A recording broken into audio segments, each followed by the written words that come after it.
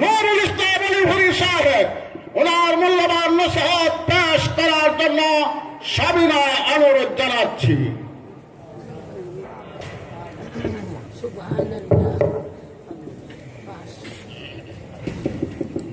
الحمد لله نحمده ونستعينه ونستغفره ونؤمن به ونتوكل عليه ونعوذ بالله من شرور أنفسنا ومن سيئات أعمالنا من يهده الله فلا مضل له ومن يضلله فلا هادي له ونشهد أن لا إله إلا الله وحده لا شريك له ونشهد أن سيدنا ونبينا ومولانا محمدا عبده ورسوله صلى الله تعالى عليه وعلى آله وأصحابه وبارك وسلم أما بعد فأعوذ بالله من الشيطان الرجيم بسم الله الرحمن الرحيم يا أيها الذين آمنوا قوا أنفسكم وأهليكم نارا وقودها الناس والحجارة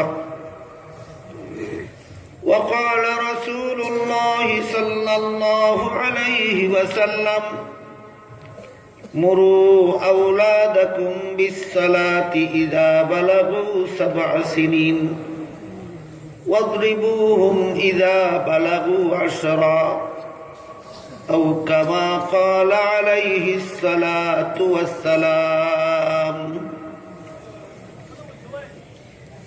حضرات علماء کرام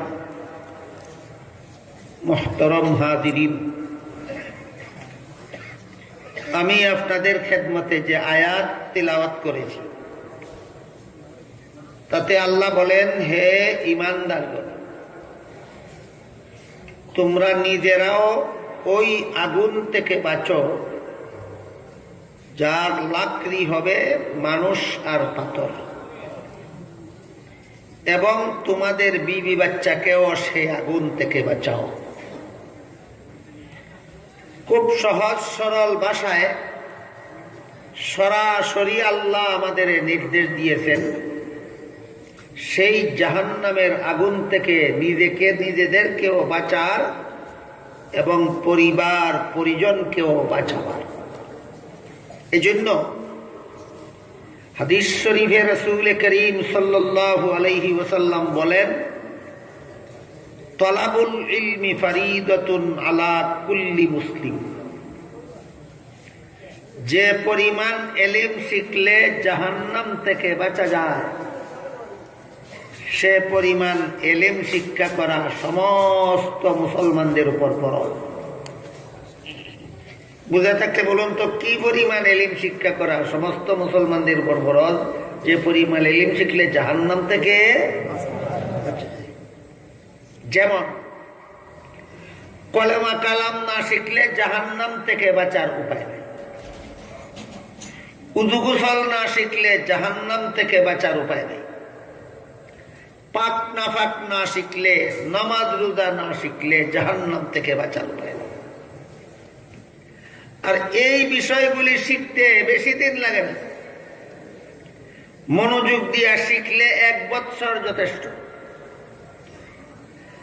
আর উদাসীনতার মধ্য দিয়ে শিখলেও 3 বৎসর যথেষ্ট। যে কোনো মতে লেখাপড়া করলে 3 বৎসরে এই বিষয়গুলি শিক্ষা করা যায়। সামান্য মনোযোগী হইয়া লেখাপড়া করলে 2 বৎসরে এই বিষয়গুলি শেষ করা যায়। বিশেষভাবে মনোযোগী হইয়া লেখাপড়া করলে 1 বৎসরেই কলেমা কালাম, উযু গোসল, পাক নাফাক, নামাজ বন্দেগী শিক্ষা করা যায়। কিন্তু আমাদের বর্তমান সমাজের বেশিরভাগ মুসলমান এই ব্যাপারে এতই উদাসীন নিজেদের ছেলে মেয়েদেরকে কলেমা কালাম শিক্ষা না দিয়া, উযু গোসল শিক্ষা না দিয়া, পাক নাপাক শিক্ষা না দিয়া, নামাজ রোজা শিক্ষা না দিয়ে স্কুলে পাঠায়। সাবেক এমপি সাহেব আপনাদেরকে বলে গেছেন, ইনি নিজেও স্কুল কলেজ ভার্সিটিতে পড়েছেন। কাজেই আপনাদেরকে স্কুল কলেজ ভার্সিটিতে পড়তে নিরুৎসাহিত করেন না। স্কুল কলেজ ভার্সিটিতে পড়া দোষ নয়, গুণ মুসলমানের জন্য। মুসলমানের জন্য স্কুল কলেজ ভার্সিটি পড়াও দরকারি,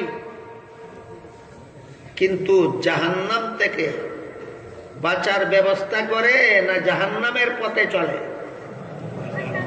জাহান্নাম থেকে বাঁচার ব্যবস্থা করে।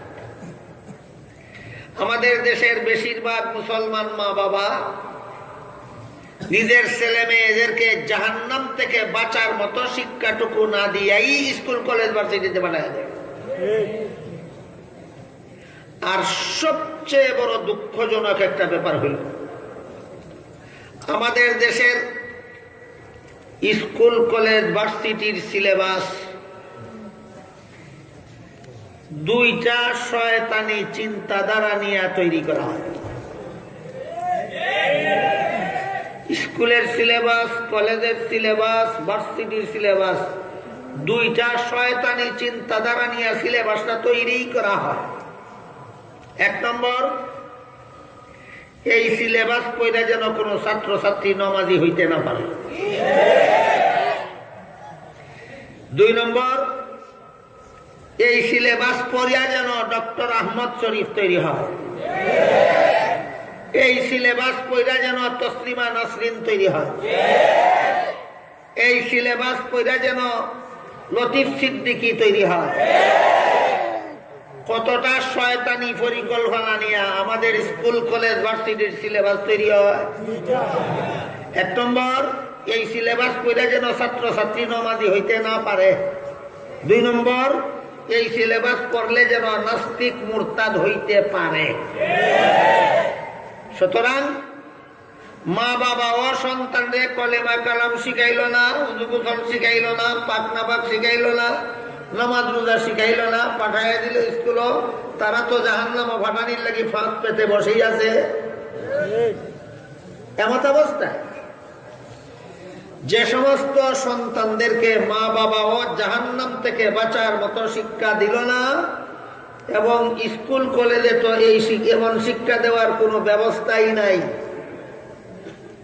এই রকম ছেলে মেয়ে যারা মা বাবার কাছেও কলেমা কালাম শিকার সুযোগ পাইল না, উযু গোসল শিকার সুযোগ পাইল না, পাক নাপাক শিকার সুযোগ পাইল না, নামাজ রোজার শিকার সুযোগ পাইল না, আর স্কুল কলেজ ভার্সিটিতে গিয়ে সেখানেও জাহান্নাম থেকে বাঁচার সুযোগ পাইল না, এরা ভাগ্যবান।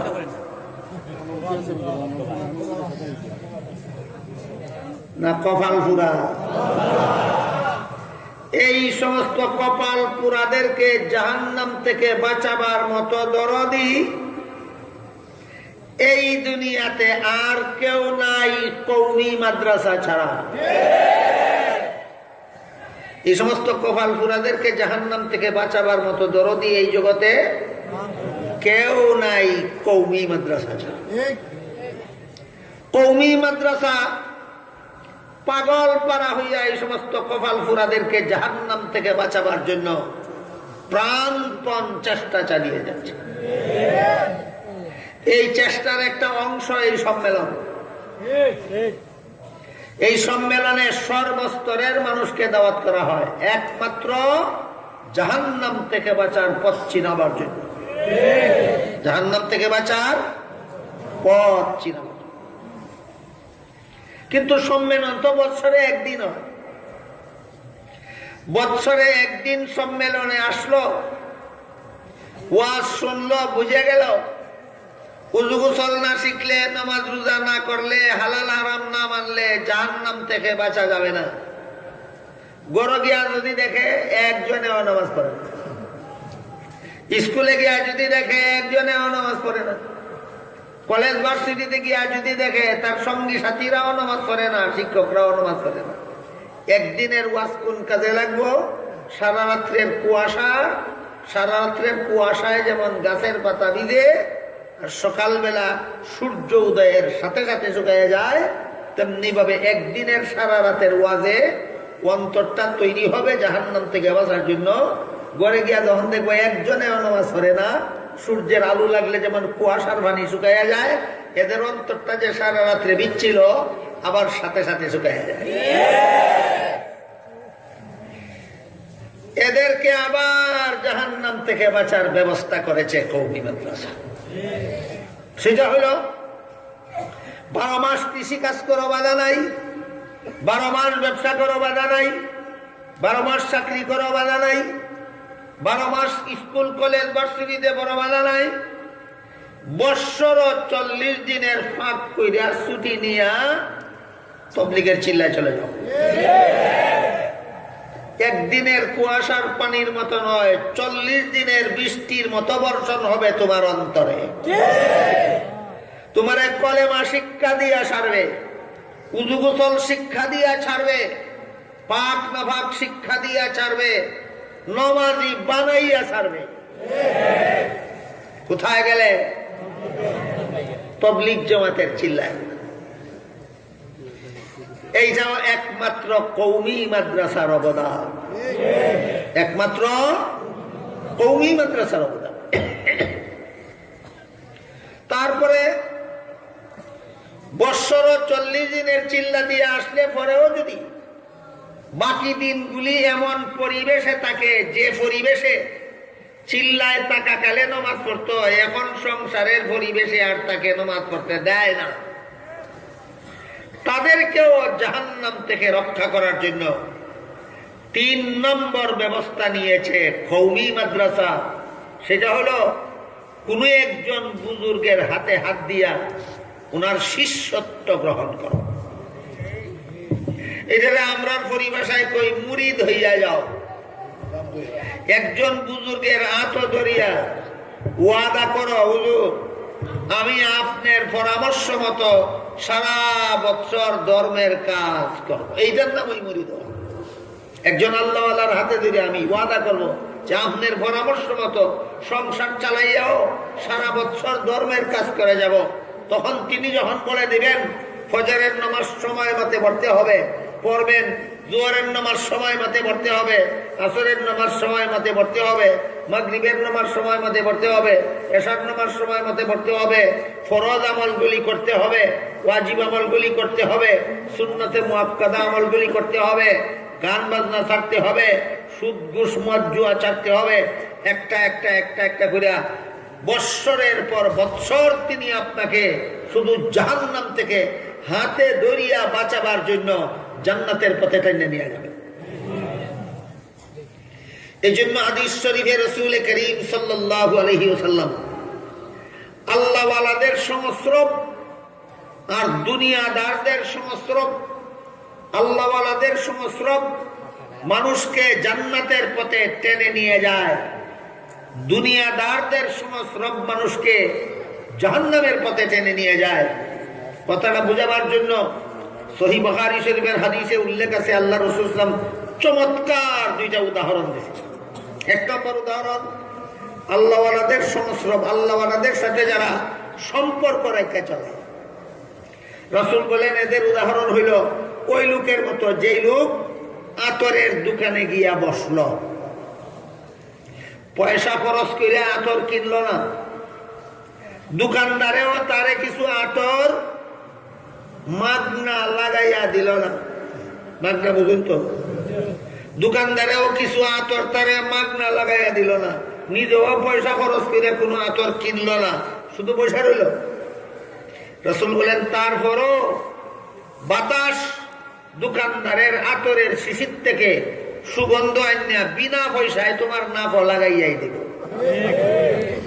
ঠিক তেমনি ভাবে যারা আল্লাহ ওয়ালাদের সাথে সম্পর্ক রেখে চলে, আল্লাহ ওয়ালাদের পরামর্শ নিয়ে চলে, এদের নাকে জান্নাতের সুগন্ধ লাগাইয়াই দেব।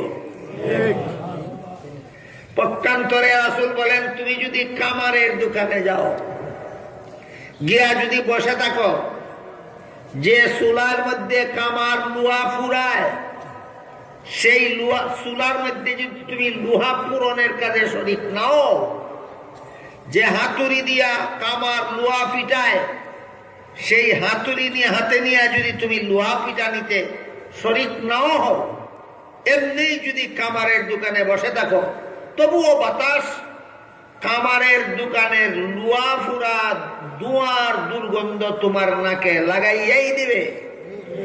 তেমনি ভাবে যদি আল্লাহওয়ালাদের সাথে সম্পর্ক না রেখে দুনিয়াদারদের সাথে সম্পর্ক রেখে চলো, এরা তোমার নাকে জাহান্নামের দুয়ার দুর্গন্ধ লাগাইয়াই দিবে।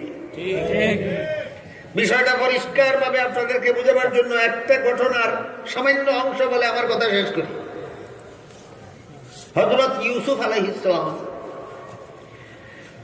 কোন তাফসীরের বিবরণ মতে 7 বছর বয়সে দেশান্তর হয়েছিলেন, বাবার চোখের আড়াল হয়েছিলেন।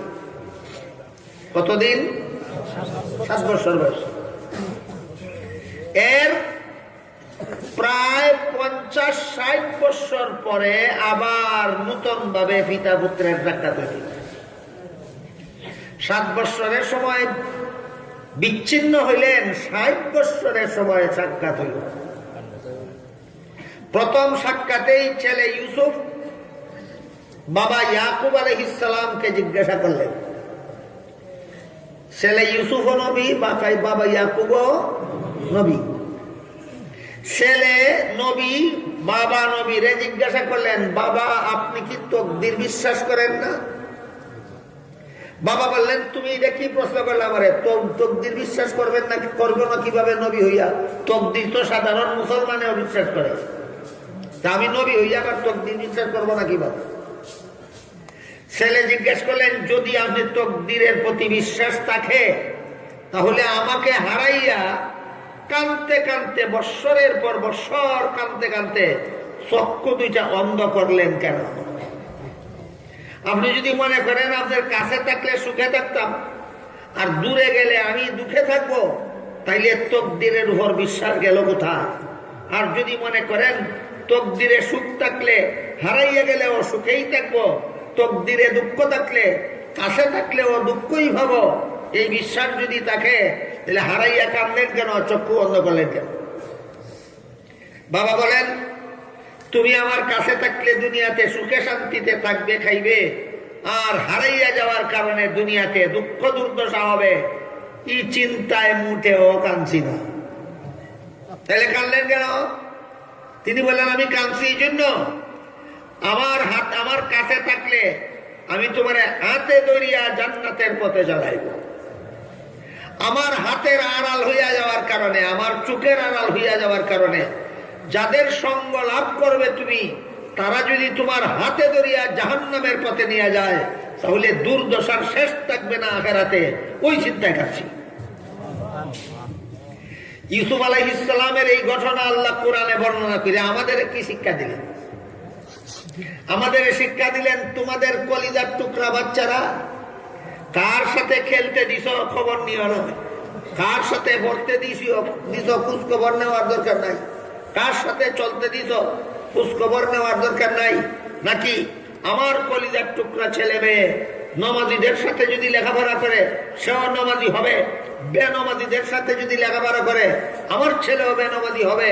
বেনমাজিদের সাথে যদি আমার মেয়ে চলাফেরা করে, আমার মেয়েটাও বেনমাজি হবে। বেনমাজিদের সাথে যদি আমার ছেলে মেয়ে খেলাধুলা করে, আমার ছেলে মেয়েও বেনমাজি হবে। এই সমাজের কজন মুসলমানের খবর আছে, আমার ছেলেকে আমার মেয়েকে কাদের সাথে চলতে দিলাম, কাদের সাথে খেলতে দিলাম, কাদের সাথে পড়তে দিলাম, ওরা যদি জাহান্নামের পথের যাত্রী হয়ে থাকে, আমার কলিজার টুকরা সন্তানকেও জাহান্নামের পথে নিয়ে যাবে। আমার ছেলে মেয়েকে জাহান্নাম থেকে রক্ষা করার জন্য বেনমাজিদের সাথে খেলতে দিতে পারি না, বেনমাজিদের সাথে চলতে দিতে পারি না, বেনমাজিদের সাথে লেখাপড়া করতে দিতে পারি না। এইরকম সচেতন মুসলমানের যথেষ্ট অভাব আছে। আপনারা কি চান তাহলে এরা জাহান্নামে চলে যাক, না রক্ষা হোক?